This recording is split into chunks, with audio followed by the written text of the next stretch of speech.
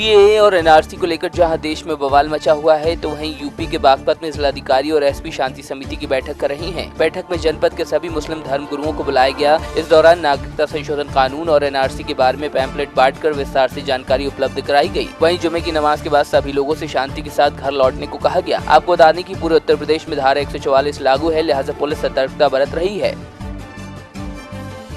पूरे जनपद में अलर्ट है। जो हमारी सेक्टर और जोनल व्यवस्था चल रही थी वो अभी भी लागू है और जगह जगह आज पूरे जनपद में जितने भी थाने हर जगह पे शांति समिति की मीटिंग करवाई जा रही है।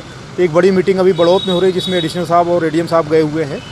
तो हर जगह यही गुजारिश अपील की जा रही है कि जिस तरीके से पहले से चली आ रही व्यवस्था है वो बनी रहे। बाकी पुलिस पूरी तरीके से अलर्ट है। हमारी जितनी फोर्स है वो फील्ड में ही रहेगी। लगातार हम लोग भी भ्रमणशील रहेंगे। हम और डीएम साहिब हम लोग भ्रमणशील रहेंगे और लगातार यही है कि जो धारा 144 चूँकि लगी हुई है तो कहीं पर भी लोग इकट्ठे ना हो, मजमा बना के ना तो आएँ ना तो जाएं। और हर जगह जो भी तकरीर की जाए खास करके जुमे की नमाज के बाद वो इसी बात की हो कि आप शांति से यहाँ से अपना जाएं। और बाकी सोशल मीडिया पे हम लोगों की पैनी नज़र है, उसमें अगर कोई चीज़ इस तरह से आती है तो उस पर भी हम लोग कार्रवाई करेंगे। कैसा सहयोग मिल रहा है लोगों का? बिल्कुल अच्छा सहयोग है। बागपत का सहयोग बहुत ही अच्छा है। आप देख रहे होंगे कि आसपास के ज़िलों में तमाम चीज़ें हो रही हैं, लेकिन ये ज़िला निश्चित तौर से शांत है और पूरा यकीन है कि ये शांति रहेगी। आज कल जुमे की नमाज है, इसको दृष्टिगत रखते हुए बागपत में जिला स्तरीय जो है शांति समिति की बैठक की गई, जिसमें जो है धर्म गुरुओं को बुलाया गया और उनसे अपील की गई है कि जिस तरह से पिछले जुमे की नमाज सही से निकली थी, उसी तरह कल जुमे की नमाज जो है वो सकुशल बीते और बागपत में का अमन व अमान कायम रहे और यहाँ शांति व्यवस्था बनी रहे। इसी के लिए ये बैठक बुलाई गई।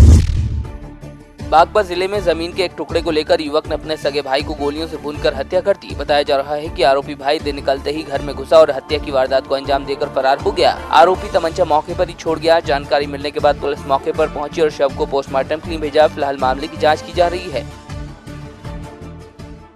ठिकाना गाँव में एक विशाल नाम का युवक था जिसकी करीब उम्र 30 साल थी और उसके घर के कैंपस के ही अंदर, जिससे घर से कमरे के अंदर से निकला तो अपने जो पीछे आता में किसी ने उसे गोली मार दिया। उसकी गर्दन पर गोली लगी है। 100 नंबर की सूचना गई थी। पुलिस वाले उसको लाकर आस्था हॉस्पिटल में एडमिट कराए। वहाँ पर डॉक्टरों ने उसको मृत घोषित कर दिया। इसके परिजन, इसकी जो वाइफ है, उनसे वाइफ से तहरीर लेकर के उसे मुकदमा पंजीकृत किया जा रहा है और 100 को पंचायतनामा भर करके मार्केट को भेज दिया गया है। क्या मोटिव सामने निकल गया है? अभी तो प्रथम दृष्टया जो जैसा बातचीत हुआ था, कुछ जमीन का भी इनका आपस में विवाद चल रहा है और जो कि दोनों भाई हैं, दोनों भाई एक ही घर में रहते थे। उनका दोनों का ही लव मैरिज है। ये भी एक एंगल हो सकता है, लेकिन अभी जमीन का ही रंजिश पता चला दोनों भाइयों। कृषि राज्य मंत्री लाखन सिंह राजपूत बांदा पहुंचे। इस दौरान राज्य मंत्री ने कमासिन कस्बे पहुंचकर पीएचसी का निरीक्षण किया। थाना कमासिन में निरीक्षण के बाद वो राजकीय महिला विद्यालय का निरीक्षण करने पहुंचे। निरीक्षण के दौरान साफ सफाई और व्यवस्थाओं का जायजा लेते हुए उन्होंने अधिकारियों को व्यवस्थाओं के बारे में सुधार के लिए निर्देशित भी किया है। प्राथमिक स्वास्थ्य केंद्र कमासिन का मैंने निरीक्षण किया जी और वहाँ पर भवन में स्वच्छता अभियान के तहत साफ सुथरा पाया गया है जी और उसमें मरीज के वार्ड का भी निरीक्षण किया गया।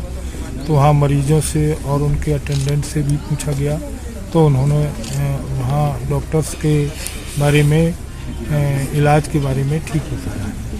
सेकेंडली मैंने डॉक्टर्स के मेडिको लीगल रजिस्टर को भी अवलोकन किया तो उसमें कुछ अनियमितता पाई गई हैं, उनके बारे में उनको निर्देशित किया।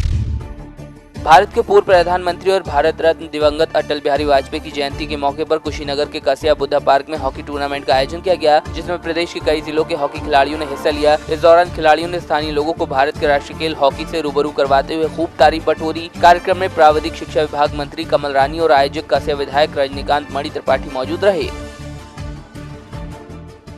खेलकूद बहुत ज़रूरी है बच्चों के सर्वांगीण विकास के लिए। अगर शिक्षा क्षेत्र में बच्चे हैं तो उनको ज़रूरी है कि उनका हष्टपुष्ट भी हो और हष्टपुष्ट बनने के लिए खेल बहुत ज़रूरी है।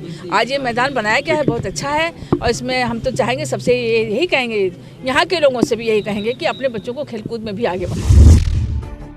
उमरार नदी और पर्यावरण को संरक्षित करने के मकसद से मध्य प्रदेश सरकार के दर्जा प्राप्त मंत्री महामंडलेश्वर कंप्यूटर बाबा उमरिया पहुंचे, जहां जिले के अधिकारियों के साथ पर्यावरण को लेकर बैठक होनी थी, लेकिन कलेक्टर के नहीं पहुंचने और दूसरे अधिकारियों की अनुपस्थिति को देखते हुए बैठक को टाल दिया गया, जिससे बाबा में नाराजगी देखी गई। लिहाजा बिना वृक्षारोपण किए ही कंप्यूटर बाबा वापस भोपाल चले गए। उन्होंने कहा कि उमरिया जिले के बारे में मुख्यमंत्री से बात करेंगे।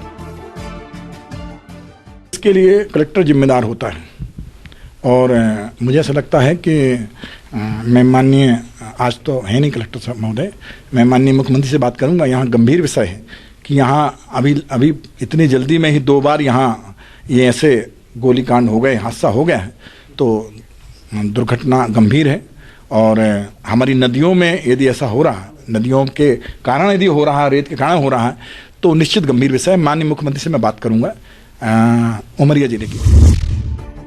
दमोह जिले में चल रही रिश्वतखोरी पर नकेल कसते हुए बड़ी कार्रवाई की गई। एक महिला की शिकायत पर लोकायुक्त महिला बाल विकास विभाग की महिला अधिकारी को रंगे हाथों 4000 की रिश्वत लेते हुए गिरफ्तार किया गया। पूरा मामला तेंदुखेड़ा विकासखंड के तहत आने वाले गुटरिया गांव का है, जहां मिनी आंगनवाड़ी संचालिका भानु कुमारी गौड़ के खिलाफ कार्रवाई प्रस्तावित थी, जिसे शून्य करने के लिए 6000 की रिश्वत योजना अधिकारी ने मांगी थी, जिसकी पहली किस्त 2000 रूपए दिए जा चुके थे। वहीं आंगनवाड़ी कार्यकर्ता की शिकायत पर अब लोकायुक्त सागर ने महिला बाल विकास परियोजना अधिकारी श्वेता सिंह ठाकुर को रंगे हाथ रिश्वत लेते गिरफ्तार किया।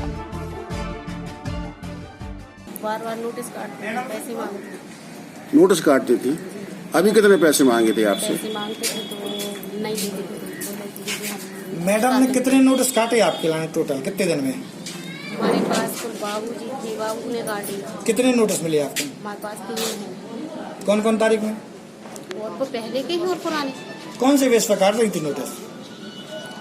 कार्यवाही में बोल रही थी कि हम यहाँ जाएंगे, हम वहाँ तो कोई गया नहीं हमारे पास। मैडम बस गई थी सुपरवाइजर जी, तो उसके जरिए काटा था। मैडम बोल रही थी कि मैडम ने।